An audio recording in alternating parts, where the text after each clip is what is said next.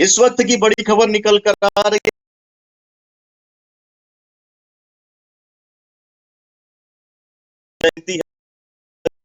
जयंती के उपलक्ष्य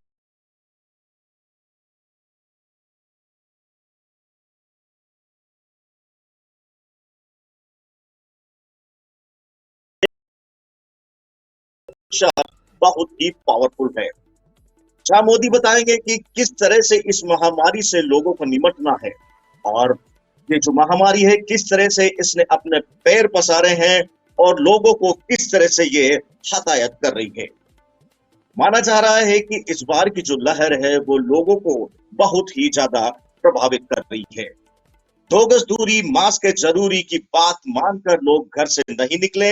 ऐसा संवाद, ऐसी रेडियो पर मन की बात प्रधानमंत्री नरेंद्र मोदी द्वारा की जाएगी। तो सीधी बहुत ही जल्दी आपके सामने प्रधानमंत्री नरेंद्र मोदी महावीर जयंती के उपलक्ष्य पर सीधी मन की बात करेंगे रेडियो के द्वारा, और बताएंगे कि इस कोरोना काल में लोगों को किस तरह से दोबारा इस लहर में निमटना है, और घर बैठकर ही किस तरह से इस महामारी से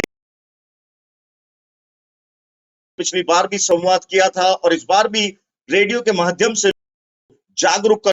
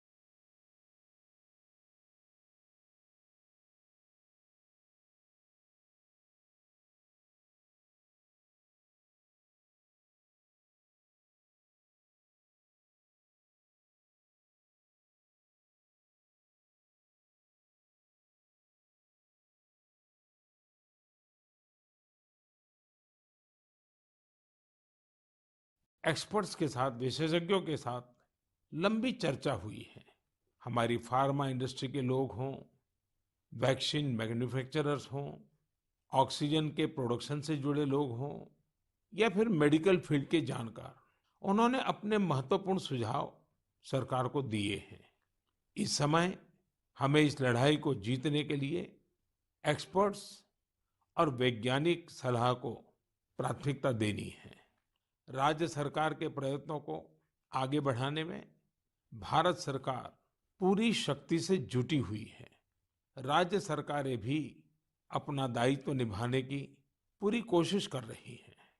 साथियों, कोरोना के खिलाफ इस समय बहुत बड़ी लड़ाई देश के डॉक्टर्स और हेल्थ वर्कर्स लड़ रहे हैं। पिछले 1 साल में उन्हें इस बीमारी को लेकर हर तरह के अनुभव भी हुए हैं। हमारे साथ इस समय मुंबई से प्रसिद्ध डॉक्टर शशांक जोशी जी जुड़ रहे हैं। डॉक्टर शशांक जी को कोरोना के इलाज और इससे जुड़ी रिसर्च का बहुत जमीनी अनुभव है। वो इंडियन कॉलेज ऑफ फिजिशियंस के डीन भी रह चुके हैं। आइए बात करते हैं डॉक्टर शशांक से। नमस्कार डॉक्टर शशांक जी। नमस्कार सर। अभी कुछ दिन पहले ही मुझे आपसे बात करने का अवसर मिला था। आपके विचारों की स्पष्टता मुझे बहुत अच्छी लगी थी। मुझे लगा देश के सभी नागरिकों को आपके विचार जानने चाहिए।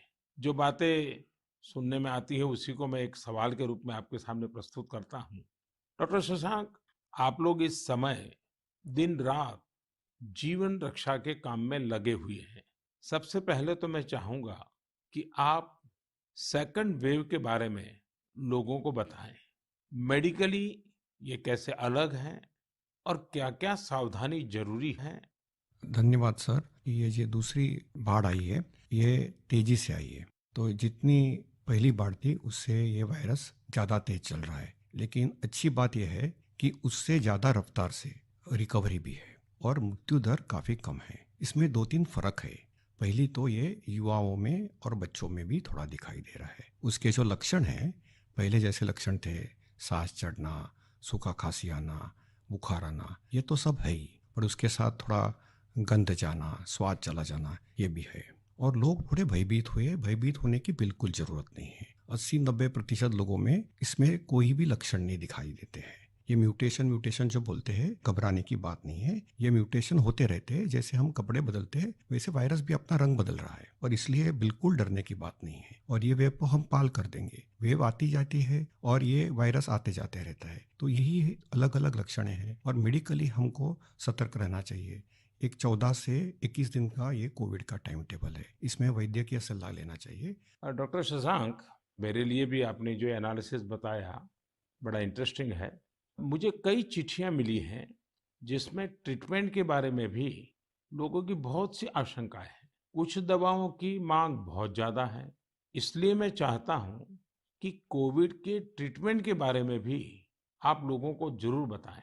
हाँ सर, क्लिनिकल ट्रीटमेंट लोग बहुत देरी से चालू करते हैं और अपने आप बीमारी से दब जाएंगी ये भरोसे पे रहते हैं, और मोबाइल पे आने वाली बातों पे भरोसा रखते हैं। और अगर सरकारी दी हुई सूचना का पालन करे तो ये कठिनाई का सामना नहीं आता है। तो कोविड में जो ट्रीटमेंट क्लिनिकल प्रोटोकॉल है, उसमें 3 प्रकार की तीव्रता है। हल्का या माइल्ड कोविड, मध्यम या मॉडरेट कोविड, और तीव्र कोविड जो सीवियर कोविड बोलते हैं, इसके लिए है। तो जो हल्का कोविड है, उसके लिए तो हम ऑक्सीजन का मॉनिटरिंग करते हैं, पल्स का मॉनिटरिंग करते हैं, बुखार का मॉनिटरिंग करते हैं। बुखार बढ़ जाता है तो कभी कभी पैरासीटामोल जैसी दवाई का इस्तेमाल करते हैं, और अपने डॉक्टर से संपर्क करना चाहिए। जो मॉडरेट कोविड होता है, मध्यम कोविड होता है या तीव्र कोविड होता है, तो वैद्य की अपने डॉक्टर के साथ संपर्क करना बहुत जरूरी है। सही और सस्ती दवाई अवेलेबल है, जिसमें स्टीरॉयड जो है ये जान बचा सकती है। जो इनहेलर्स दे सकते हैं हम, टैबलेट दे सकते हैं हम, और उसके साथ ही प्राणवायु जो ऑक्सीजन है वो देना पड़ता है, और इसके लिए छोटे छोटे इलाज है। लेकिन अक्सर क्या हो रहा है कि एक नई एक्सपेरिमेंटल दवाई है जिसका नाम है रेमडेसिविर। ये दवाई से एक चीज़ जरूर होती है कि अस्पताल में 2-3 दिन कम रहना पड़ता है, और क्लिनिकल रिकवरी में थोड़ी सी उसकी एड होती है। ये भी दवाई कम काम करती है जब पहले 9-10 दिन में दी जाती है, और ये 5 ही दिन लेनी पड़ती है। तो ये लोग जो दौड़ रहे हैं रेमडेसिविर के पीछे, ये बिल्कुल दौड़ना नहीं चाहिए। ये दवाई की थोड़ा काम है। जिनको ऑक्सीजन लगता है, प्राणवायु ऑक्सीजन लगता है, जो अस्पताल में भर्ती होते हैं, और डॉक्टर जब बताते तभी लेना चाहिए। तो ये बहुत ज़रूरी है सब लोगों को समझना। हम प्राणायाम करेंगे, हमारे शरीर के जो लंग्स है उसको थोड़ा एक्सपांड करेंगे, और जो हमारी खून पतली करने वाली जो इंजेक्शन आती है जिसको हम हिपैरिन बोलते हैं, ये छोटी छोटी दवाइयाँ देंगे तो 98% लोग सर ठीक हो जाते हैं। तो पॉजिटिव रहना बहुत ज़रूरी है। ट्रीटमेंट प्रोटोकॉल वैद्य के सलाह से लेना बहुत ज़रूरी है, और ये जो महंगी महंगी दवाई है उसके पीछे दौड़ने की कोई ज़रूरत नहीं है सर। अपने पास अच्छे इलाज चालू है, प्राणवायु ऑक्सीजन है, वेंटिलेटर की भी सुविधा है, सब कुछ है सर। और कभी कभी ये दवाई यदि मिल जाती है तो योग्य लोगों में ही देनी चाहिए। तो इसके लिए बहुत भ्रम पैदा हुआ है, और इसलिए ये स्पष्टीकरण देना चाहता हूँ सर कि अपने पास वर्ल्ड की सबसे बेस्ट ट्रीटमेंट अवेलेबल है। आप देखेंगे कि भारत में सबसे अच्छा रिकवरी रेट है। आप यदि कंपेयर करेंगे यूरोप के लिए, अमेरिका, वहीं से भी हमारे यहाँ के ट्रीटमेंट प्रोटोकॉल से मरीज ठीक हो रहे हैं सर। डॉक्टर शशांक, आपका बहुत बहुत धन्यवाद। डॉक्टर शशांक ने जो जानकारियां हमें दी बहुत जरूरी है और हम सबके काम आएगी। साथियों, मैं आप सबसे आग्रह करता हूं, आपको अगर कोई भी जानकारी चाहिए हो, कोई और आशंका हो, तो सही सोर्स से ही जानकारी लें। आपके जो फैमिली डॉक्टर हो, आसपास के जो डॉक्टर्स हो, आप उनसे फोन से संपर्क करके सलाह लीजिए। मैं देख रहा हूं कि हमारे बहुत से डॉक्टर खुद भी ये जिम्मेदारी उठा रहे हैं। कई डॉक्टर्स सोशल मीडिया के जरिए लोगों को जानकारी दे रहे हैं, फोन पर, व्हाट्सएप पर भी काउंसलिंग कर रहे हैं। कई हॉस्पिटल की वेबसाइटें हैं जहां जानकारियां भी उपलब्ध हैं, और वहां आप डॉक्टर से परामर्श भी ले सकते हैं। ये बहुत सराहनीय है। मेरे साथ श्रीनगर से डॉक्टर नावीद नजीर शाह जुड़ रहे हैं। डॉक्टर नावीद श्रीनगर के गवर्नमेंट मेडिकल कॉलेज में प्रोफेसर हैं। नावीद जी अपनी देखरेख में अनेकों कोरोना पेशेंट्स को ठीक कर चुके हैं, और रमजान के इस पवित्र माह में डॉक्टर नावीद अपना कार्य भी निभा रहे हैं और उन्होंने हमसे बातचीत के लिए समय भी निकाला है। आइए उन्हीं से बात करते हैं। नाविद जी नमस्कार। नमस्कार सर। डॉक्टर नाविद, मन की बात के हमारे श्रोताओं ने इस मुश्किल समय में पैनिक मैनेजमेंट का सवाल उठाया है।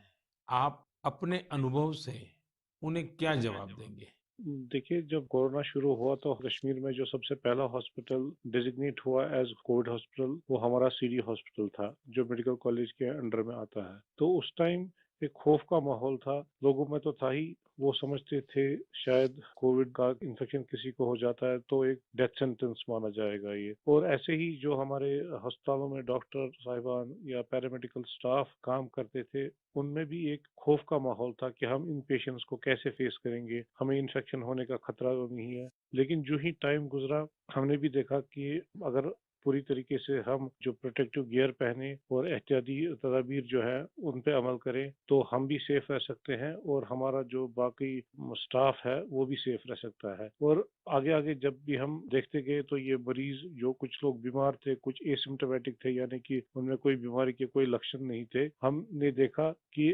करीब करीब 90-95% से ज्यादा जो मरीज है वो खुद विदाउट एनी मेडिकेशन भी ठीक हो जाते हैं। तो वक्त जैसे गुजरता गया तो लोगों में एक जो कोरोना का एक डर था वो बहुत कम हो गया। आज की बात जो हम ये सेकंड वेव जो इस टाइम हमारी आई है इस कोरोना में, इस टाइम भी हमें पैनिक होने की जरूरत नहीं है। इस मौके पे भी हम अगर जो प्रोटेक्टिव मेजर्स हैं, जो एसओपीज है, अगर उन पे हम अमल करेंगे, जैसे मास्क पहनना, हैंड सैनिटाइजर का यूज करना, इसके अलावा फिजिकल डिस्टेंस मेंटेन करना या सोशल गैदरिंग्स हम अवॉइड करें, तो हम अपना रोजमर्रा का काम भी बखूबी निभा सकते हैं और इस बीमारी से प्रोटेक्शन भी पा सकते हैं। डॉक्टर नाविद, वैक्सीन को लेकर भी लोगों के कई सारे सवाल हैं, जैसे कि वैक्सीन से कितनी सुरक्षा मिलेगी, वैक्सीन के बाद कितना आश्वस्त रह सकते हैं। आप कुछ बात इसमें बताएं तो श्रोताओं को बहुत लाभ होगा। जब कोरोना का इन्फेक्शन सामने आया तब से आज तक हमारे पास अभी कोविड-19 के अगेंस्ट कोई इफेक्टिव ट्रीटमेंट अवेलेबल नहीं है। तो हम इस बीमारी को फाइट दो ही चीजों से कर सकते हैं, एक तो प्रोटेक्टिव मेजर, और हम पहले से ही कह रहे थे कि अगर कोई इफेक्टिव वैक्सीन हमारे पास आए तो वो हमें इस बीमारी से निजात दिला सकता है। और हमारे मुल्क में दो वैक्सीन इस टाइम अवेलेबल है, कोवैक्सीन है, कोविशील्ड है, जो यहीं पे बना हुआ वैक्सीन है। और कंपनीज भी अपनी जो उन्होंने ट्रायल्स की हैं तो उसमें भी देखा गया है कि इसकी एफिकेसी जो है वो 60% से ज्यादा है।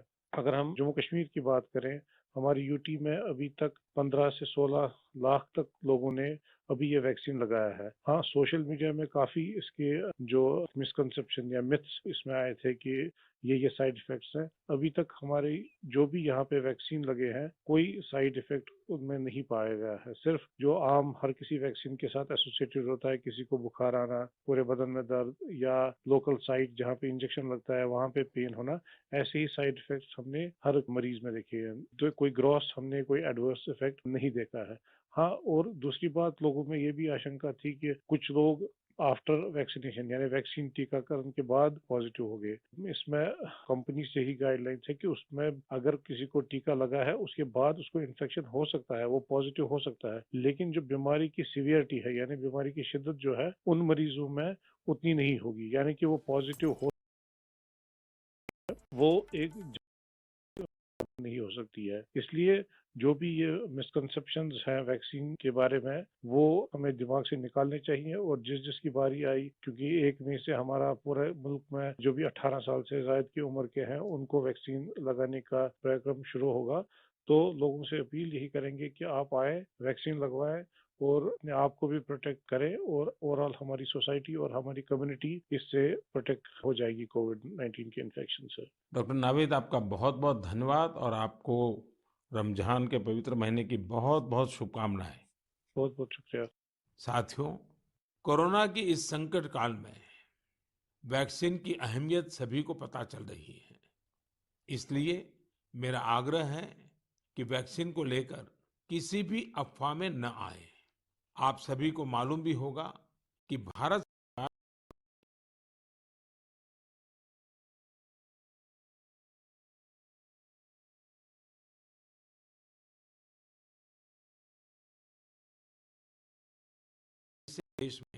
18 साल के ऊपर के हर व्यक्ति के लिए वैक्सीन उपलब्ध होने वाली है। अब देश का कॉरपोरेट सेक्टर, कंपनियां भी अपने कर्मचारियों को वैक्सीन लगाने के अभियान में भागी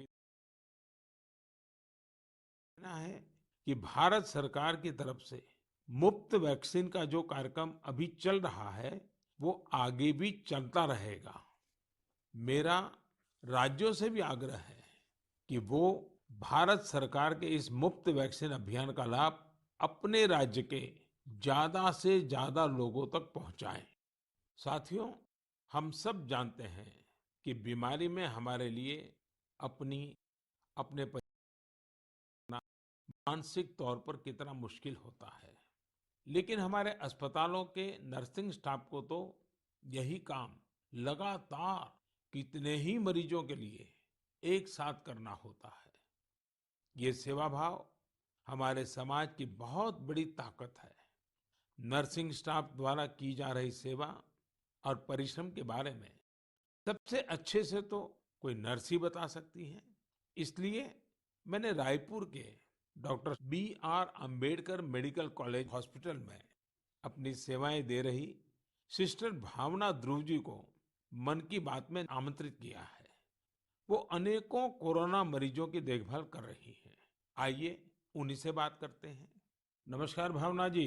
आदरणीय प्रधानमंत्री जी, नमस्कार। भावना जी, यस सर।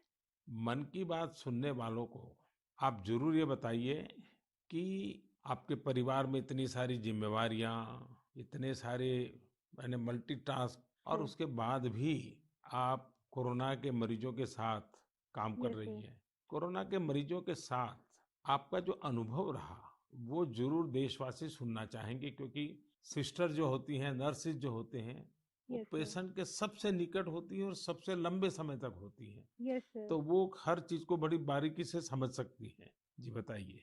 जी सर, मेरा टोटल एक्सपीरियंस कोविड में सर 2 मंथ का है सर। हम 14 डेज ड्यूटी करते हैं और 14 डेज के बाद हमें रेस्ट दिया जाता है। फिर 2 महीने बाद हमारा ये कोविड ड्यूटी रिपीट होता है सर। जब सबसे पहले मेरी कोविड ड्यूटी लगी, तो सबसे पहले मैं अपने फैमिली मेंबर्स को ये कोविड ड्यूटी की बात शेयर करी। ये मई की बात है और मैं ये जैसे ही मैंने शेयर किया, सबके सब डर गए, घबरा गए मुझसे। कहने लगे कि बेटा ठीक से काम करना। एक इमोशनल सिचुएशन था सर बीच में, जब मेरी बेटी मुझसे पूछी, मम्मा आप कोविड ड्यूटी जा रहे हो? तो उस समय बहुत ही ज़्यादा मेरे लिए इमोशनल मोमेंट था। लेकिन जब मैं कोविड पेशेंट के पास गई, तो मैं एक ज़िम्मेदारी घर में छोड़ के गई और जब मैं कोविड पेशेंट से मिली सर, तो वो उनसे और ज़्यादा घबराए हुए थे। कोविड के नाम से सारे पेशेंट इतना डरे हुए थे सर कि उनको समझ ही नहीं आ रहा था कि उनके साथ क्या हो रहा है, हम आगे क्या करेंगे। हम उनके डर को दूर करने के लिए उनसे बहुत अच्छे से हेल्दी एनवायरनमेंट दिए सर उन्हें। हमें जब ये कोविड ड्यूटी करने को कहा गया, तो सर सबसे पहले हमको पीपी किट लेने के लिए कहा गया सर, जो कि बहुत ही कठिन है।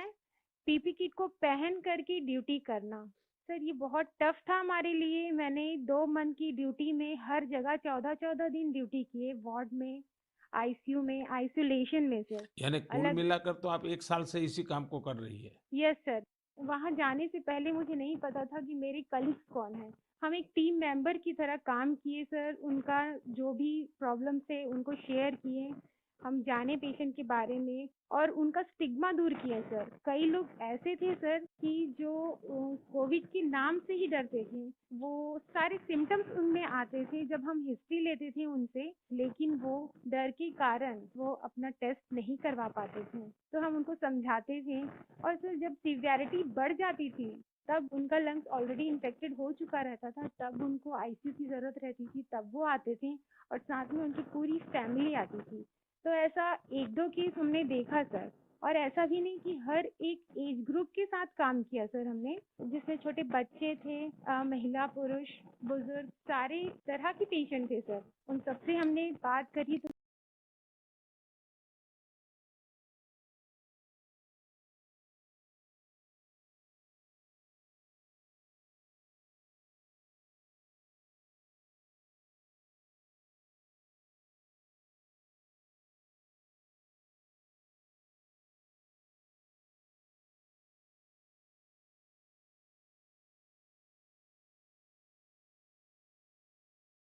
से एक पॉजिटिविटी का मैसेज जाएगा। आपका बहुत बहुत धन्यवाद भावना जी।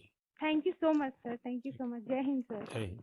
भावना जी और नर्सिंग स्टाफ के आप जैसे हजारों लाखों भाई बहन बखूबी अपना कर्तव्य निभा रहे हैं। ये हम सभी के लिए बहुत बड़ी प्रेरणा है।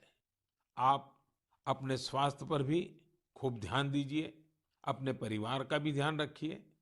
साथियों, हमारे साथ इस समय बेंगलुरु से सिस्टर सुरेखा जी भी जुड़ी हुई है। सुरेखा जी केसी जनरल हॉस्पिटल में सीनियर नर्सिंग ऑफिसर है। आइए उनके अनुभव भी जानते हैं। नमस्ते Surekha ji. I'm really proud and honored, sir, to speak to Prime Minister of our country.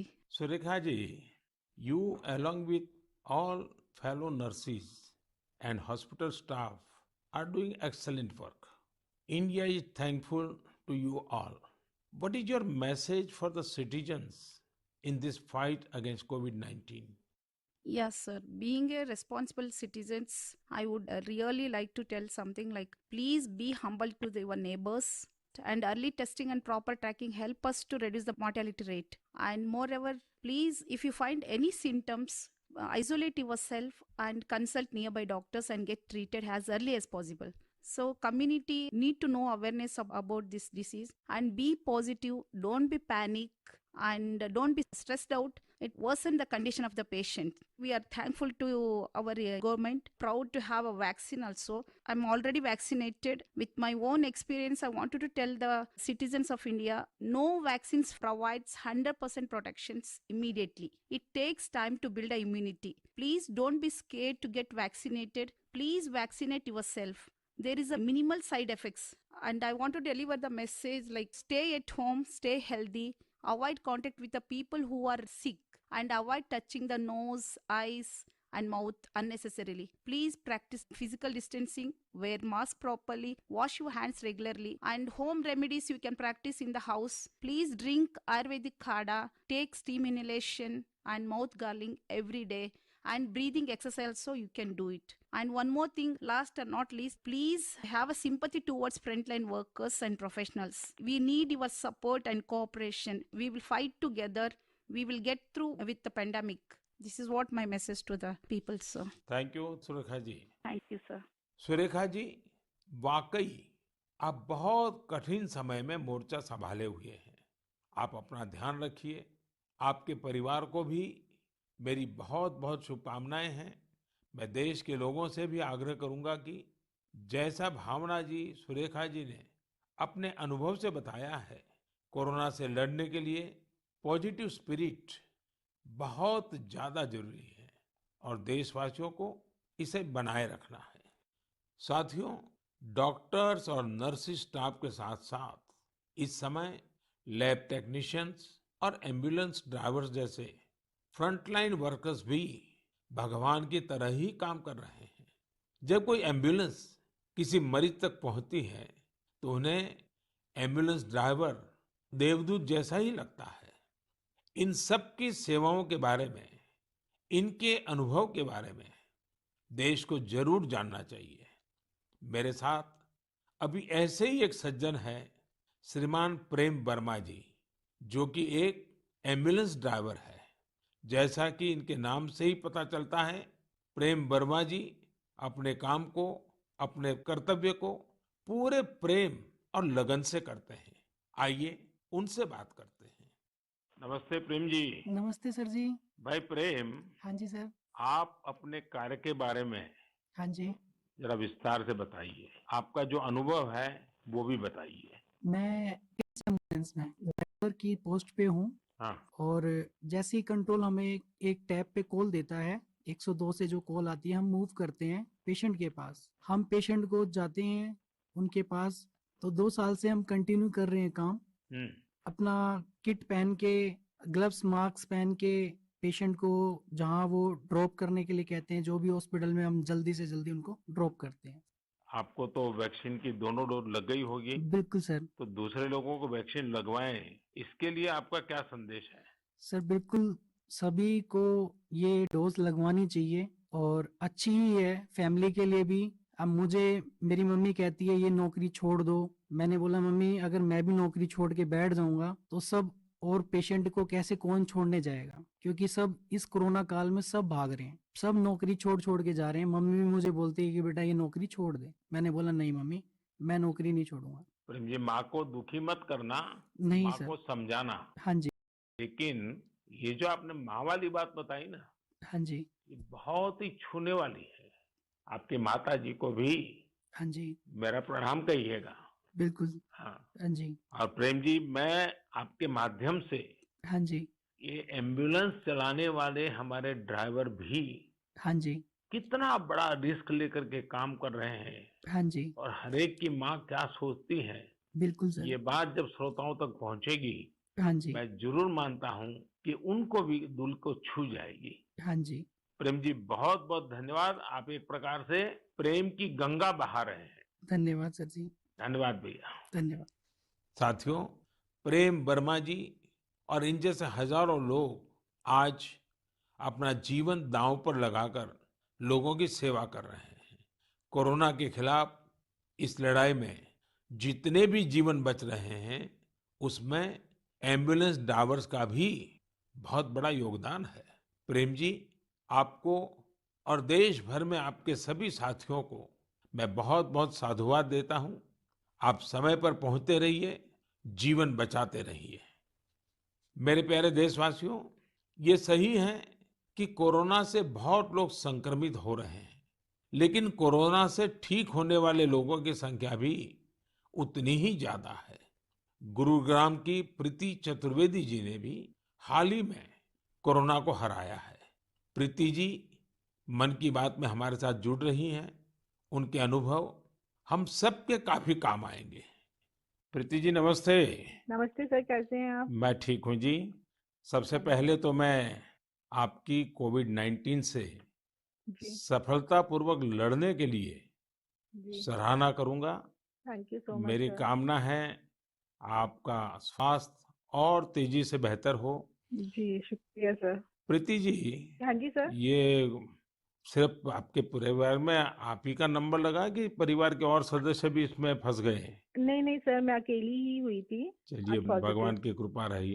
अच्छा, जी मैं सर। चाहूंगा हाँ जी कि सर। आप अपने इस पीड़ा के अवस्था के कुछ अनुभव अगर साझा करें, तो जी सर। शायद जो श्रोता है हाँ उनको भी जी। ऐसे समय कैसे अपने आप को संभालना चाहिए, इसका मार्गदर्शन मिलेगा। जी सर, ज़रूर। सर इनिशियली इस स्टेज में मेरे को बहुत ज़्यादा लेथार्जिक मतलब बहुत सुस्ती-सुस्ती आया, और उसके बाद ना मेरे गले में थोड़ी-सी खराश होने लगी। तो उसके बाद ना मेरा थोड़ा-सा मेरे को लगा कि ये सिम्पटम्स है, तो मैंने टेस्ट कराया। दूसरे दिन रिपोर्ट आते ही जैसे ही मेरे को पॉजिटिव हुआ, मैं अपने आप को क्वारंटीन कर लिया। एक रूम में आइसोलेट करके अब डॉक्टर्स के साथ कंसल्ट करा मैंने उनसे, उनकी मेडिकेशन स्टार्ट कर दी। तो आपका परिवार बच गए आपके क्विक जी एक्शन सर। के कारण। जी सर, वो बाकी सबका भी बाद में कराया था, बाकी सब नेगेटिव थे, मैं ही पॉजिटिव थी, और उससे पहले मैंने अपने आप को आइसोलेट कर लिया था एक रूम के अंदर। अपनी ज़रूरत का सारा सामान रख के उसको मैं अपने आप अंदर कमरे में बंद हो गई थी। और उसके साथ-साथ मैंने फिर डॉक्टर के साथ मेडिकेशन स्टार्ट कर दी। तो मैंने मेडिकेशन के साथ-साथ ना मैंने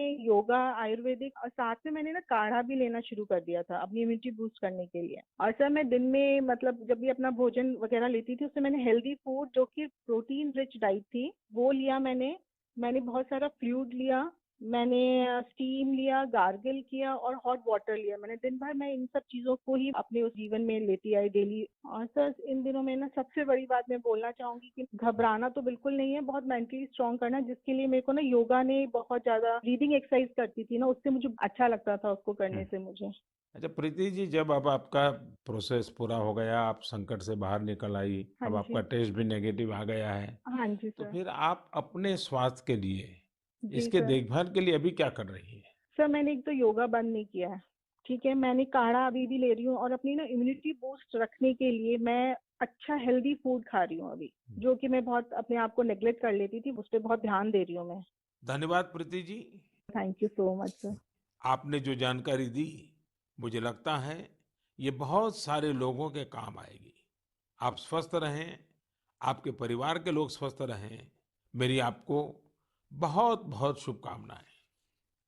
मेरे प्यारे देशवासियों, जैसे आज हमारे मेडिकल फील्ड के लोग फ्रंटलाइन वर्कर्स दिन रात सेवा कार्यों में लगे हैं, वैसे ही समाज के अन्य लोग भी इस समय पीछे नहीं है। देश एक बार फिर एकजुट होकर कोरोना के खिलाफ लड़ाई लड़ रहा है। इन दिनों मैं देख रहा हूं, कोई क्वारंटाइन में रह रहे परिवारों के लिए दवा पहुंचा रहा है, कोई सब्जियां, दूध, फल आदि पहुंचा रहा है, कोई एम्बुलेंस की मुफ्त सेवाएं मरीजों को दे रहा है।